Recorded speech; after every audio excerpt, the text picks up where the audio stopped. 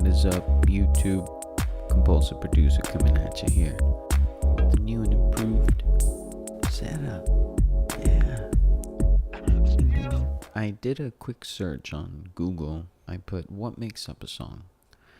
It led me to a page here from FutureLearn. Shout out FutureLearn. The 5 elements of music. This is pretty cool here. It pretty much just says that if you can sing a song, you pretty much know like a foundation of melody and harmony. When you think about it, when you're singing on top usually of a piano, guitar chords, whatever accompaniment, and it's usually the lead melody, which according to FutureLearn here, the melody is going to come from the singer.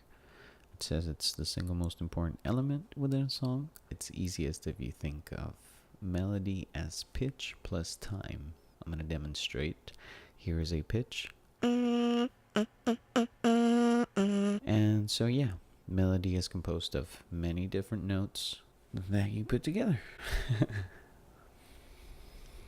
Now, it goes on to harmony. And so harmony here is being described as the accompaniment, which again, usually played on guitar. You know, you'll have guitar, piano, bass, these instruments that are being played that are emitting notes. Then it goes on to key, which just means that usually in popular music, a song will be set to a scale. C major scale will have all your white keys open to use. Actually, yeah, here it's referencing Green Rocky Road scale of C major. Next, we got meter, meter, which is the element that helps us understand how the music is organized pretty much, like how it makes sense. Usually in popular music, the meter that is used is 4/4, which is usually like what your foot will tap to, you know, like if a song is playing, it's like, again, you don't know that you are identifying the meter when you're bobbing your head or when you're tapping your foot, but that's exactly what meter is. All right, and last but not least, we got rhythm. And it says here that rhythm describes the way time is applied to music. So I guess the way you can think of it is you break down each instrument, because at the end it says all of the parts of the band, instrumental and vocal, create the rhythm of the song. So you break down each individual part of the track, and you'll notice that each is doing, I guess they're doing their thing at different rhythm, at different interval. Like you can have the drum, but you can have a singer doing like maybe a rapper. He's doing a very, very different rhythm, still in the meter, still in tempo, but completely different. And then you can have a guitar doing like eighth notes. Let's dive into some exercises so that we can actually put these to test. Alrighty, so our first component, our first element within a song is melody. And so to further understand melody, we're gonna have to use Mr. Luther Vandross here as reference.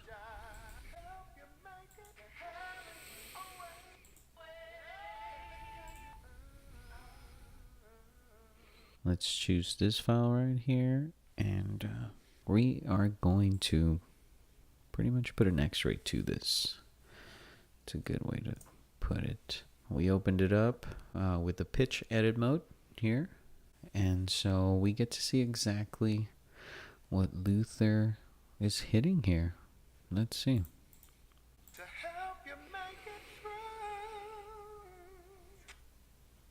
Okay.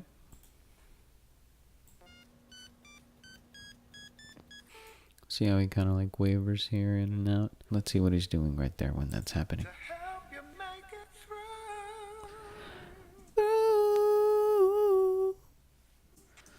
Okay. So yeah, you see we got notes, we got links. This is a note that's like reaching over here. The intro. To help, to help. You see it right here. To help you make it through. Obviously he's doing that fast, but that's what's going on right here. Pitch plus length. Next on the list was harmony. We said that harmony was pretty much the accompaniment. So whatever is beneath the melody, whether it's keys, guitar, any instrumentation. We're going to choose our Chizomatic piano. Crazy. Anyway, we found out that Luther Vandross's Can Heaven Wait track is in F sharp minor. And so we looked up on Google what keys are we able to play within this scale, within this key. It starts with F sharp, and then we jump into A, B, C sharp, E, and then F sharp again. And so after hearing the sample that we have a little bit, I kind of found that this chord kind of sits nice and pretty beneath. This chord being composed of F sharp, A, and C sharp. And let's hear it.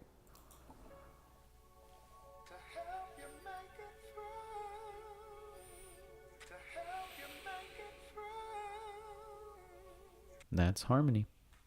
Next on the list was key, which we accidentally covered within harmony. We found out that, yeah, our key is F sharp minor, which could also be known as G flat minor. If you ever hear like, man, it's F sharp minor, and then you're like, no, man, it's in G flat. Don't ever be that person, okay? So yeah, we discovered the notes to play with, which are this one, and then this one, A, B, C, sharp, E, F sharp. You can make any kind of arrangements, and obviously not just in this octave, within any octave, and that's when it gets really fun. When you start using big chords and not just like 3 notes like I used right now. But that's just for an example. Okay. Next we got meter. Metre. Meter. And so to really showcase what meter is, I'm going to do some side chaining. That's really going to let you feel what tempo we're at. Let's get into it. Now we have a little structure. So in order to really get the feel of this meter, we're going to sidechain both of these elements. We should always name our channels so that we don't get confused. Now I'm going to throw in a compressor, but I'm not going to compress the elements unless this kick drum that we're going to load into here is hit.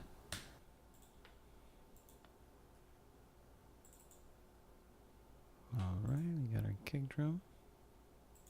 Now we gotta mess with our settings. We want it to be a little bit heavy, so yeah, that way we're gonna put it at 4-on-4. This is what that 4-4 meter meant. Let's see what happens just as that.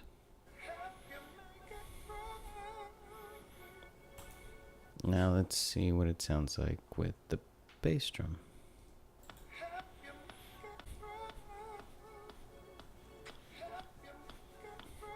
Yeah. Okay, that's meter. And now in order to understand the last one, which was rhythm, we can add a bass, and I'm also going to fix the vocal sample. We're really going to dive into the beat now. Like the article said, every component, vocal and all instrumentation, make up the rhythm. Thus, they make up the song. I have a guitar here, a bass guitar. And I'm also gonna obviously dive into my drums because There's a lot of different syncopation going on within drums itself that help you understand rhythm visually. Using redrum for the hi-hat and snare and any little other cool thing that we decide to add. As far as our beat goes, we're going to keep it a little simple. 1, 2, 3, 4. Okay? Now the hi-hat is going to go on the up. 1E and a 2E and a 3E. So it's the bop up. The bop up. Check it out. Kick is down. Hi-hat up. And then the snare is going to come in on the 2 and 4. Quick and easy groove. And that showcases our rhythm. What can our bass do here?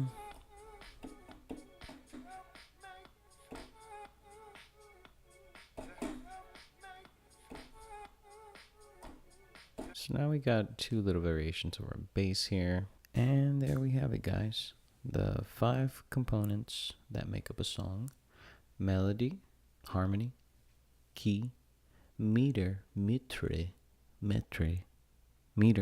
and what was the last one? Rhythm. I hope you enjoyed the video, this second episode. Let me know in the comments below anything, really. Shout out to my 3 subscribers. I love you guys. Thank you so much.